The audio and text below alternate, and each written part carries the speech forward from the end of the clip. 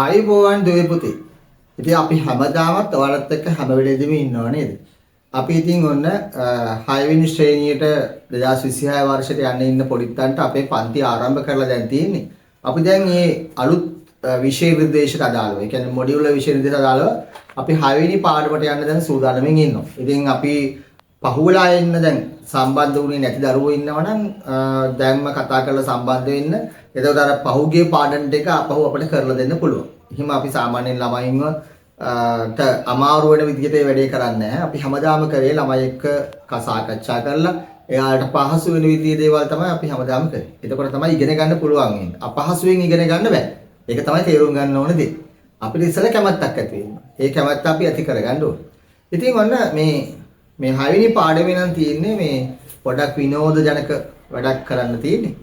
ඉතින් ඒකට පොඩි මේ ඉදිරිපත් කිරීමක්. ඉතින් ඉදිරිපත් කිරීම කොහම නාට්‍ය ඉදිරිය කරන්න පුළුවන්, ගීත ඉදිරිය කරන්න පුළුවන්, ඊළඟ ඩාන්සින් එකක් ඉදිරිය කරන්න පුළුවන්. ඒ වගේ දේවල් නේද? නමුත් මෙතනදී තියෙන්නේ පරිගණකය හරහා අපිට ඉදිරිපත් කිරීමක් කරන්න. ඉතින් මේ පාඩම ඇතුලේ තියෙන්නේ අපි උදාහරණයක් විදිහට ගමුකෝ අපේ පාසලේ කලා උළෙලක් තිබෙනවා. මේ කලා උළෙල සම්බන්ධයෙන් එදාට කටයුතු කරනකොට ඔබ දන්නවා අපි පරිගණක සහ බහුමාධ්‍ය ප්‍රක්ෂේපණ ආදී භාවිතා කරලා මේ කලා උළෙල විචිත්‍රවත් කරන්න පුළුවන් තරම් උත්සාහ කරනවා. ඒ විචිත්‍රවත් කරන තැන අපිට තියෙනවා ඊටාම සුවිශේෂ කාර්යයන් ගන්නාවක් මේ පරිගණක හරහා කරන්න. අපිට පුළුවන් කලා උළෙලට ලස්සන නමක් ලස්සනට පේන විදිහට හදාගන්න. ඒකට ඔයගොල්ලෝ පරිගණකේ පාවිච්චි කරන්න පුළුවන්. ඒ වගේම කලා උළෙලට සම්බන්ධ වන පුංචි වීඩියෝ එකක් අපිට පුළුවන් ප්‍රදර්ශනය කරන්න. එහෙම නැත්නම් අපිට වීඩියෝ එකක් හදන්න පුළුවන්. හදලා ප්‍රදර්ශනය කරන්න පුළුවන්. එතකොට අපිට පුළුවන් මේ දෙකම එකම තිරයක පේන විදිහට හදාගන්න. එතකොට මේ ප්‍රදර්ශනය තුලින් මිනිස්සුන්ගේ සිත් ඒකට පොඩ්ඩක් ඇදලා යනවා. ඉතින් මෙන්න මේ වගේ නිර්මාණයක් අපි කොහොමද කරන්නේ? ඒකට අපිට කරන්න ඕන පියවර මොනවද කියන එක මේ පාඩමේදී ඔබට පුංචි කරුණු විදියට අපි කියලා දෙන්න සූදානම්.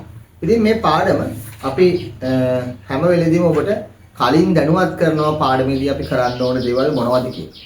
එතකොට පාඩමට සූදානම් වෙලා පුළුවන් මේ වැඩේ කරන්න. ඉතින් මේ ඔබගේ පරිගණකයේදී හරි ඔබගේ දුරකථනයේ සුහුරු ජංගම දුරකථනයේ හරි මේ සම්බන්ධව ක්‍රියා කරන්න පුළුවන් යෙදවුම් අවශ්‍යයි.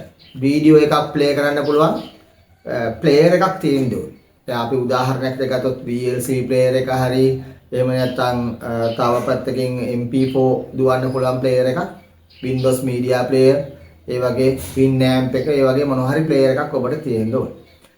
ෆෝන් එකේදීත් ඒ වගේ දාවකයක් තියෙන්න ඕනේ වීඩියෝ එකක් ප්ලේ කරන්න පුළුවන්. සාමාන්‍යයෙන් ඒවා තියෙනවා සාමාන්‍යයෙන් ඔබගේ ෆෝන් එකේ.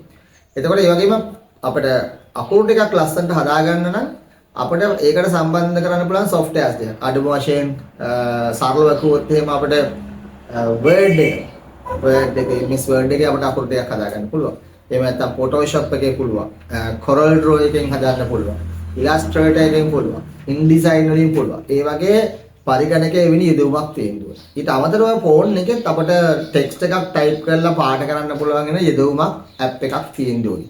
ඉතින් එවැනි ඇප්ස් එහෙම පොඩ්ඩක් ඔබ සොයා බලන්න මොනවද කරන්න පුළුවන් ඒවා තියෙන්නේ කියලා. අන්න එතකොට ඒ ටික සූදානම් කරන් තියාගත්තම අපිට හරිම ලේසි මේ වැඩේ කරන්න. එතකොට ඔන්න අපි සූදානම් වෙනවා එහෙනම් අපේ 6 වෙනි පාඩමේ ඒ කොටස ඒ බහුමාධ්‍ය ඉදිරිපත් කිරීම කරන්න. එතකොට වීඩියෝ, පින්තූර, අකුරු කොහොමද අපි හසුරුව ගන්න කියන එක අපි එතනදී බලමු. ඉතින් මේ පාඩම කරන අතරතුරේදී අපි අනිත් අත්දැකීම් පොඩ්ඩක් කතා කරලා බලමු. එන්නම් ඔන්න ඔබ සූදානම් වෙලා ඉන්න. අපේ පාඩම ඉරිදා හැම සතියේකම ඉරිදා හවස 6ට පටන් ගන්නවා. ඒ වගේම අපි මාර්ගගත ඉගෙනුම් කළමනාකරන පද්ධතියකට ඔබ සම්බන්ධ කරත් ගන්නවා. ඒ සම්බන්ධයෙන් අපට විවිධ අභ්‍යාසයන් අපි කරනවා. එහෙනම් අපි ඊටාම ලස්සනට මේ වැඩේ කරගෙන යනවා. ඉතින් ඔන්න අමතක කරන්න එපා අපේ අලුතෙන් සම්බන්ධ වෙන්න ඉන්න අම්මේ තාත්තේ, ඔයාලගේ දුවා, ඔයාලගේ පුතාව ඉක්මනින්ම සම්බන්ධ කරන්න. සම්බන්ධ කරලා බලන්න අපේ ක්‍රියාවලිය කොයි වගේද යන්නේ කියලා. දරුවට හොඳ අධ්‍යාපනයක් ලබා දෙන්න අපි හැමෝගෙම වගකීමක් වෙනවා. එහෙනම් සියලු දෙනාටම ආයුබෝවන් අපි පාඩමෙන් හම්බෙමු. ආයුබෝවන්.